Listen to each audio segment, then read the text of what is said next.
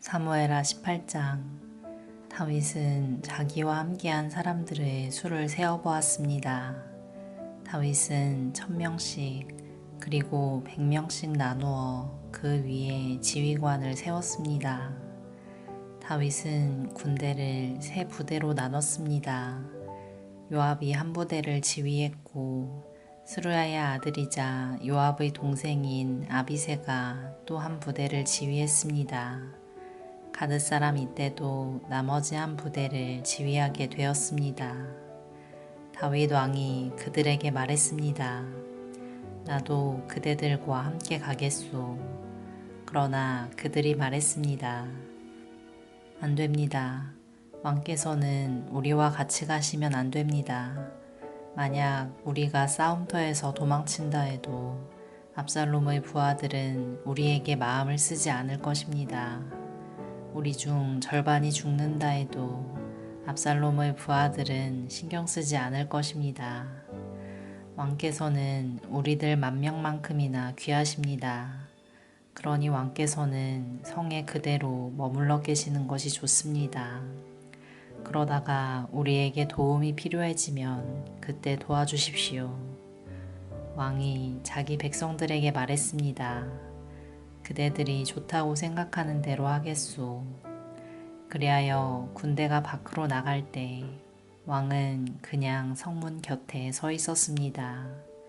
군대는 100명씩, 1000명씩 무리지어 나갔습니다. 왕이 요압과 아비새와 이때에게 명령을 내렸습니다. 나를 봐서라도 어린 압살롬을 너그럽게 대해주시오. 왕이 압살롬에 대해서 지휘관들에게 내린 명령을 모든 백성들이 다 들었습니다. 다윗의 군대가 압살롬의 이스라엘 사람들과 맞서 싸우기 위해 들로 나갔습니다. 그들은 에브라임 숲에서 싸웠습니다. 이 싸움에서 다윗의 군대는 이스라엘 사람들을 물리쳐 이겼습니다. 그날에 죽은 사람만 해도 무려 20,000명이나 되었습니다. 싸움이 나라 전체에 퍼졌지만 그날 숲속에서 도망치다 죽은 압살롬의 부하들은 칼에 맞아 죽은 사람보다 더 많았습니다. 그때 압살롬은 우연히 다윗의 군대와 마주쳤습니다. 압살롬은 노새를 타고 있었는데 마침 달리던 노새가 커다란 상수리나무 아래로 지나가게 되었습니다. 그 나무의 가지들은 매우 굵었습니다. 노새를 타고 달리던 압살롬의 머리가 그만 그 나뭇가지에 걸리고 말았습니다. 노새는 그래도 그냥 달려갔습니다. 그래서 압살롬은 나뭇가지에 걸린 채 공중에 매달리게 되었습니다. 어떤 사람이 그 모습을 보고 요압에게 그 사실을 이야기했습니다. 압살롬이 상수리나무에 매달려 있는 것을 보았습니다. 요압이 그에게 말했습니다. 네가 압살롬을 보았느냐? 그렇다면 왜 죽여서 땅에 떨어지게 하지 않았느냐? 그렇게만 했다면 너에게 은 10개와 띠 하나를 주었을 것이다. 그 사람이 대답했습니다. 제게 은 1000개를 준다 해도 왕자를 해치고 싶지 않았습니다. 우리는 왕께서 장군님과 아비새와 이때에게 내리신 명령을 들었습니다. 왕께서는 어린 압살롬을 해치지 않도록 조심하라고 말씀하셨습니다. 만약 내가 왕의 명령을 듣지 않고 압살롬을 죽였다면 왕께서는 반드시 그 사실을 알아내셨을 것입니다. 그때에는 장군님도 저를 보호해 주지 않으실 겁니다. 요압이 말했습니다. 여기에서 너하고 이러고 있을 시간이 없다. 요압이 압살롬에게 달려갔습니다. 압살롬은 그때까지 아직 산채로 나무에 매달려 있었습니다. 요압은 창 세 자루를 집어들어서 압살롬의 가슴을 꿰뚫었습니다. 그걸 보고 요압의 무기를 들고 다니는 젊은 군인 10명도 모여 압살롬을 둘러쌌습니다. 그들은 압살롬을 쳐 죽였습니다. 그리고 나서 요압은 나팔을 불었습니다. 그러자 다윗의 부대들은 압살롬의 군사들을 뒤쫓는 일을 멈추었습니다. 그 후에 요압의 부하들이 압살롬의 시체를 가지고 갔습니다. 그들은 그 시체를 숲속의 커다란 구덩이에 던져넣고 나서 구덩이를 수많은 돌로 메워 버렸습니다.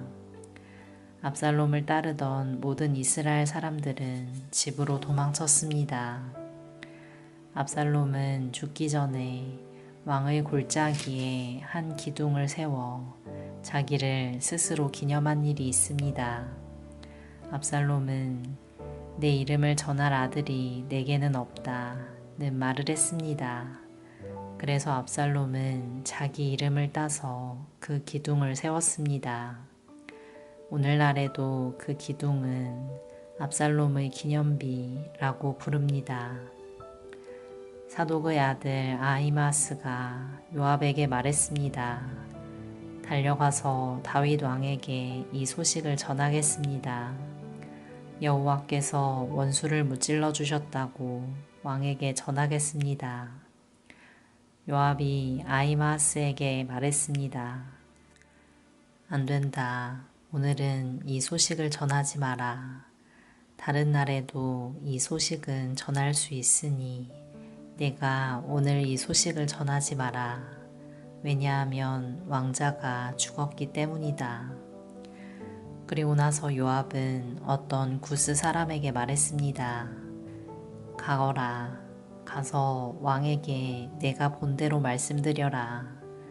구스 사람은 요압에게 절을 하고 다윗에게 달려갔습니다. 그러나 사독의 아들 아히마스가 요압에게 다시 말했습니다. 무슨 일이 일어나도 좋으니 제발 저도 저 구스 사람과 함께 가게 해주십시오. 요압이 말했습니다. 얘야, 어찌하여 이 소식을 그렇게 전하고 싶어 하느냐.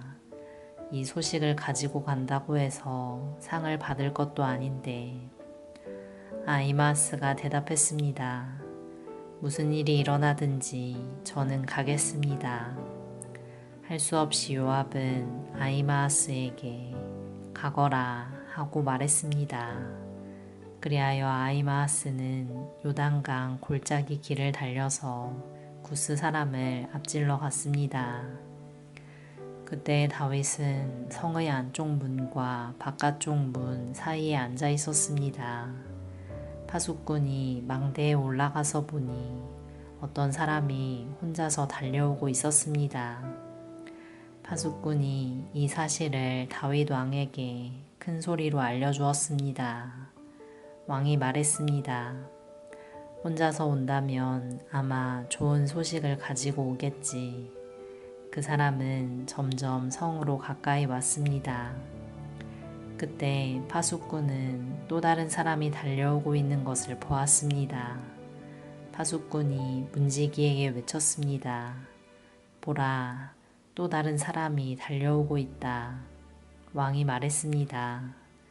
그 사람도 좋은 소식을 가져오겠지. 파수꾼이 말했습니다.